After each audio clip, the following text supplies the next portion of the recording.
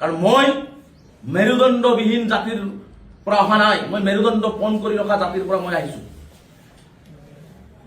মই কাৰো গোলাম নহয়,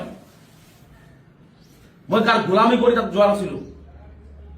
মই মেৰুদণ্ড পণ কৰি ৰখা জাতিৰ পৰা আহিছো আৰু মই কোনোদিনেই মেৰুদণ্ড বেকা কৰি মই ৰাজনীতি নকৰো। কাৰণ ৰাজনীতিৰ ঊৰ্ধত মোৰ জাতি, ৰাজনীতিৰ ঊৰ্ধত মোৰ স্বাভিমান আৰু মোৰ আত্মসন্মান আৰু মোৰ জাতিৰ আত্মসন্মানত যদি কোনোবাই আঘাত কৰে আৰু মই কৰি অহা সেই সংগঠনটোৰ সত্তাক যদি কোনোবাই আক্ৰমণ কৰে,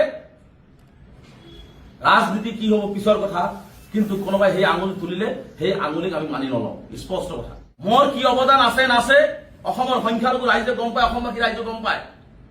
20 বছৰ জীৱন যৌৱনৰ সংগ্ৰামী পথত দিছো।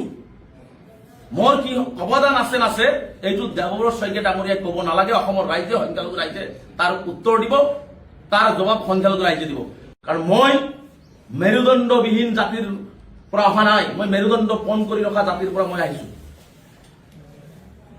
মই কাৰো গোলাম নহয়,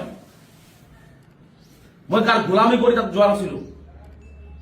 মই মেৰুদণ্ড পণ কৰি ৰখা জাতিৰ পৰা আহিছো আৰু মই কোনোদিনেই মেৰুদণ্ড বেকা কৰি মই ৰাজনীতি নকৰো। কাৰণ ৰাজনীতিৰ ঊৰ্ধত মোৰ জাতি, ৰাজনীতিৰ ঊৰ্ধত মোৰ স্বাভিমান আৰু মোৰ আত্মসন্মান আৰু মোৰ জাতিৰ আত্মসন্মানত যদি কোনোবাই আঘাত কৰে আৰু মই কৰি অহা সেই সংগঠনটোৰ সত্তাক যদি কোনোবাই আক্ৰমণ কৰে,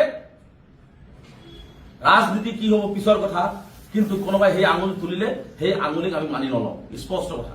মোৰ কি অৱদান আছে নাছে অসমৰ সংখ্যালঘু ৰাইজে গম পায়, অসমবাসী ৰাইজে গম পায়।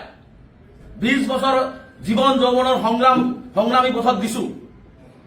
মোৰ কি অৱদান আছে নাছে এইটো দেৱব্ৰত শইকীয়া ডাঙৰীয়াই কব নালাগে। অসমৰ ৰাইজে, সংখ্যালঘু ৰাইজে তাৰ উত্তৰ দিব, তাৰ জবাব সংখ্যালঘু ৰাইজে দিব।